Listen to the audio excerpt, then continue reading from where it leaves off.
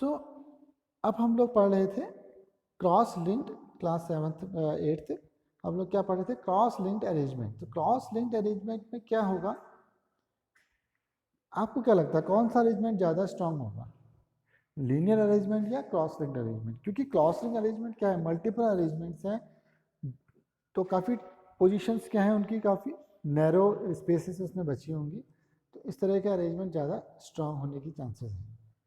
देखते हैं। All plastic do not have same type of arrangements. In some it is linear, whereas other it is cross-linked. Plastic articles आपको मालूम है different shapes और different sizes में available होते हैं।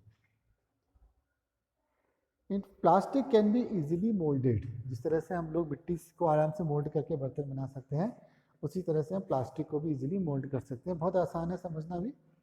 हमारे पास मान लो कोई प्लास्टिक का टुकड़ा है, अगर हम उसको आग में ले जाते हैं तो मेल्ट हो जाता है। अगर उस मेल्टेड टुकड़े को हम शेप देना चाहें किसी बर्तन में डाल करके, तो हम उसको इजीली शेप भी दे सकते हैं। हालांकि इसको करने की कोशिश ना करें, क्योंकि ये थोड़ा डेंजरस हो सकता है, हाथ चलने के चांसेस हैं। The plastic is easily molded, can be shaped to any form. Plastic can be recycled, reused, colored, melted, rolled into sheets or made into wires. That is why it finds such a variety of uses. Polyethylene is an example of plastic. इसी के नाम से जो हमारे bags बनते हैं polythene bags. तो polythene bags का अगर हम संधि विच्छेद करें आपने हिंदी में, तो सिंपल क्या है, poly plus ethylene. Ethylene chain है, अब एथिलीन चेन से क्या बना लेंगे हम, polythene. You can observe some of the plastic articles can blend easily while some breaks when forces to bend. When it added hot water on a bottle, it gets deformed. Such plastic which get deformed easily on heating can be bent easily are known as thermoplastics. Polythenes and PVCs are some of the example of thermoplastics that are used to manufacture toys, combs and various types of containers.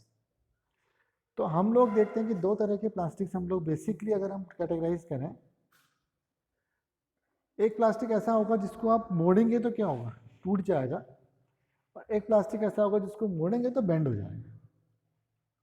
हालांकि कुछ ज़्यादा ही मोड़ने पर टूट जाएगा, but कुछ plastic ऐसे होंगे जो जरा सा मोड़ने पर टूट जाएंगे, कुछ प्लास्टिक ऐसे होंगे जो थोड़ा सा मोड़ने पर क्या होंगे, मुड़ जाएंगे, आराम से शेप में आ जाएंगे।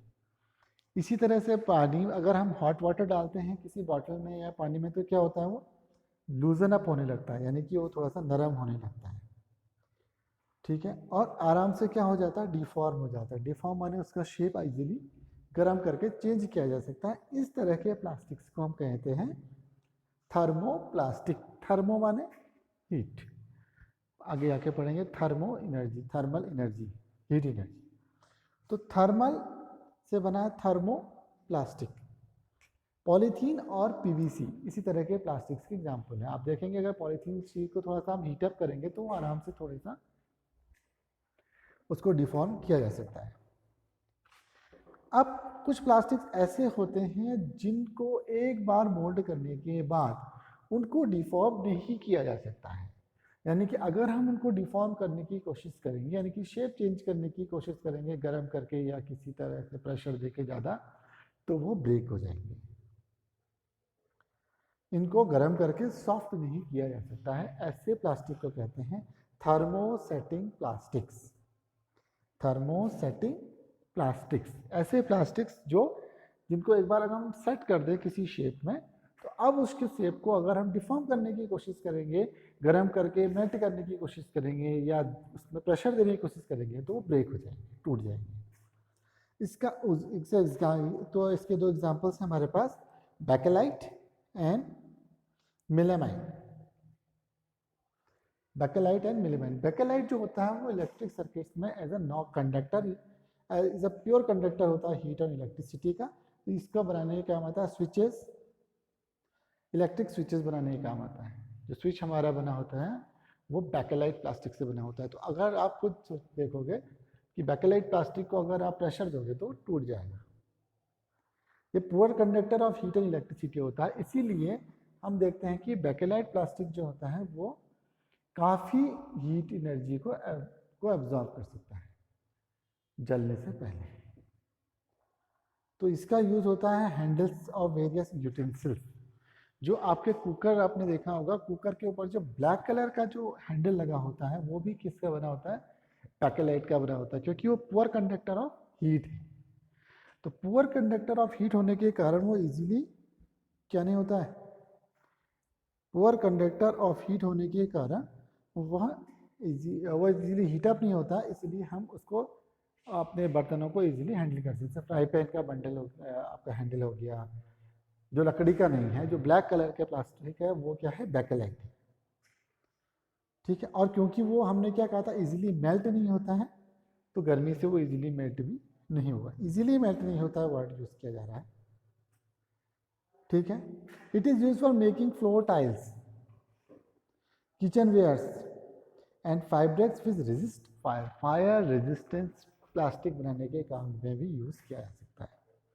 तो ये देख रहे होंगे हम यहाँ पर थर्मोप्लास्टिक से बनी हुई कुछ चीज़ें। ठीक है, अब आप सोच रहे होंगे तार के ऊपर का प्लास्टिक नरम होता है, पिघल भी जाता है, बट ये भी क्या है? एक तरह का, बट इसमें क्या है, जो बाहर से जो ब्लैक कलर की कोटिंग है, तो इनमें क्या होना चाहिए कि हीट रेजिस्टेंस बहुत ज़्यादा होना चाहिए। यानी कि हीट, क्योंकि वायर्स के अंदर जब इलेक्ट्रिसिटी पास होती है तो वायर्स अंदर से हीटअप हो जाते हैं, तो इस हीट को सहन करने की इनके अंदर क्षमता होनी चाहिए। Plastics as material of choice. Today we think storing of foods, items, water, milk, pickles, food, dry foods, anything. Most of the things in plastic containers. जो कि काफ़ी कन्वीनियंट है। क्यों कन्वीनियंट है? एक तो इनके इनका वेट कम होता है, दूसरा क्या है, प्राइस कम है, स्ट्रेंथ ज़्यादा है और इजीली हैंडल किया जा सकता है।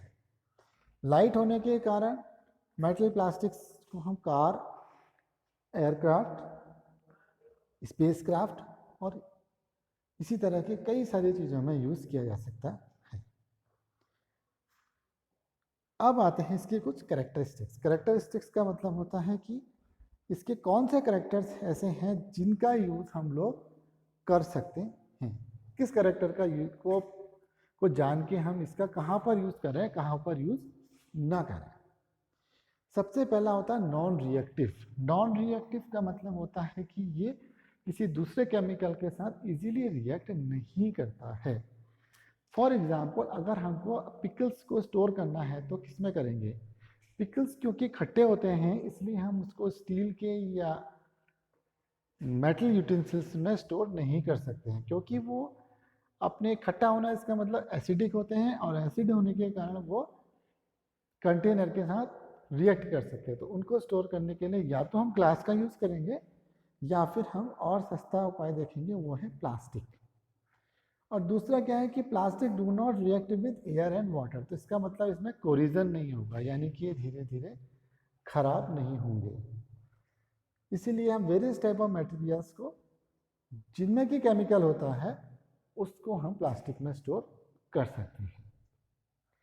दूसरा होता है प्लास्टिक हल्के होते हैं, स्ट्रॉन्ग होते हैं, ड्यूरेबल होते हैं। ये सब आपको मालूम ही है और हम लोग आगे पीछे डिस्कस करते हुए आ रहे हैं।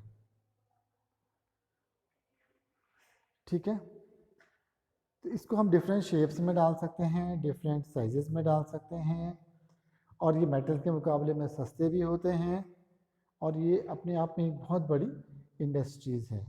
तो अब आप एक लिस्ट भी बना सकते हैं कि आपके घर में प्लास्टिक का यूज़ किन किन के कंटेनर्स का यूज़ क्या क्या स्टोर करने के लिए, डिफरेंट टाइप की चीज़ें में क्या स्टोर करने के लिए यूज़ होता है। फॉर एग्जाम्पल, पिकल्स का यूज़ को स्टोर करते हैं, दाल को स्टोर कर सकते हैं, चावल और घर की और चीज़ों को हम लोग किसमें, प्लास्टिक में स्टोर कर सकते हैं। कोशिश करनी चाहिए कि गर्म चीज़ों को प्लास्टिक में स्टोर ना करें। तो ये तक हमने अभी पढ़ा प्लास्टिक। तो प्लास्टिक क्या है, एक पुअर कंडक्टर्स भी है। तीसरा कैरेक्टरिस्टिक है, इसका मतलब क्या हो गया, इलेक्ट्रिकल इक्विपमेंट्स या इलेक्ट्रिकल हैंडलिंग या पुअर कंडक्टर किसके हैं, हीट। पुअर कंडक्टर का मतलब होता है कि poor conductor of heat and electricity दोनों ही मान के चलेंगे, तो इसलिए इसको हैंडल्स के रूप में यूज कर सकते हैं इजीली।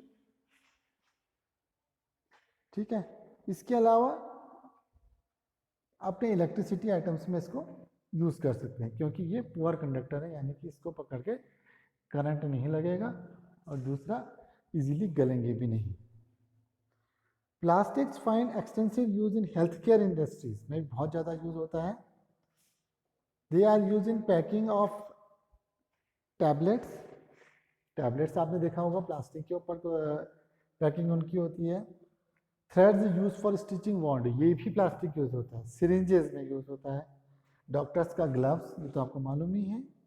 और कई सारे मेडिकल इंस्ट्रूमेंट्स में भी इसका यूज किया जाता है। कुकवेयर में आपको मालूम है, माइक्रोवेव ओवंस में भी इसका यूज होता है। इसके अलावा प्लास्टिक जो वेसल्स थे जिनके ऊपर हमने हैंडल्स होते हैं उनमें यूज होता है। टेफ्लॉन, इसके बारे में भी आप लोगों को मालूम है जितने भी हमारे नॉन स्टिक जो बर्तन होते हैं वो उसमें क्या होता है, टेफ्लॉन की कोटिंग की जाती है। तो टेफ्लॉन भी एक तरह का क्या है, प्लास्टिक ही है। इसके अलावा फायर प्रूफ प्लास्टिक्स भी होते हैं जो इजीली फायर को नहीं पकड़ते हैं। तो ये फायरमैन्स की यूनिफॉर्म जो होती है वो इस तरह के प्लास्टिक की बनाई जाती है। इसमें क्या होता है, मेलेमाइन प्लास्टिक की कोट किया जाता है, जो कि एक फायर रेजिस्टेंस होती है या फ्लेम रेजिस्टेंट होती है, इजीली इसमें आग नहीं पकड़ती है। Plastics and the environment. अब एनवायरनमेंट के लिए क्या प्रॉब्लम है, एनवायरनमेंट की प्रॉब्लम तो वही है। प्लास्टिक्स क्योंकि एक प्योर केमिकल सब्सटेंसेस हैं तो बैक्टीरिया का इन पे असर नहीं होता है, इसलिए ये सारे के सारे नॉन बायोडिग्रेडेबल क्वांटिटी में वाले प्रोडक्ट्स में आते हैं। तो इसका मतलब क्या हो गया, ये इनका डिस्पोजल बहुत मुश्किल है। इनका यूज़ तो ठीक है लेकिन इसका डिस्पोजल बड़ा मुश्किल है। जिस तरह से हम पॉलीथीन में सामान ले आते हैं तो वो हमको अवॉइड करना है, क्योंकि ये डिकम्पोज नहीं होंगे। इसका मतलब ये क्या होंगे, अक्यूमुलेट होते जाएंगे, यानी कि बढ़ते जाएंगे। जितने ज़्यादा बनेंगे उतने यूज़ नहीं होंगे, बाज़ारों में फेंकेंगे, इधर नालियों में फेंकेंगे, तो नालियों को चोक करेंगे, नालियों को बंद कर देंगे। तो ये क्या है, हमारे लिए एक बड़ा नुकसान और एक बड़ी मेजर प्रॉब्लम प्लास्टिक के कारण अब हम होने लग गई है। इसके अलावा तो नॉन बायोडिग्रेडेबल और डिग्रेडेबल का अगर हम बात करते हैं तो किस तरह के वेस्ट हैं, यहाँ पर एक चार्ट दिया हुआ है, इसको आप देख लेंगे कि कौन सा मटेरियल कितने दिन में बैक्टीरिया द्वारा ख़त्म किया जा सकता है। तो हम देखते हैं सबसे पहला एग्जांपल, वेजिटेबल्स फ्रूट्स 1 से 2 वीक में क्या होते हैं, ये मिट्टी बन जाते हैं, समझ लो। लेकिन प्लास्टिक बैग्स को सेवरल ईयर्स लग जाएंगे ऐसा माना जाता है, या हो सकता है कि कभी भी ख़त्म ना हो, तो ये नॉन बायोडिग्रेडेबल में आते हैं। इसके अलावा टिन, एल्यूमिनियम और मेटल कैंस, ये भी 100 से 500 साल इनको ख़त्म होने में लगते हैं, तो ये भी नॉन बायोडिग्रेडेबल में आते हैं। बाकी क्लोथ्स और ये सब 1 साल में एक साल इनको करीब करीब लगता है ख़त्म होने में। तो आगे थोड़ा सा चैप्टर और बचा है, उसको हम नेक्स्ट वीडियो में करेंगे।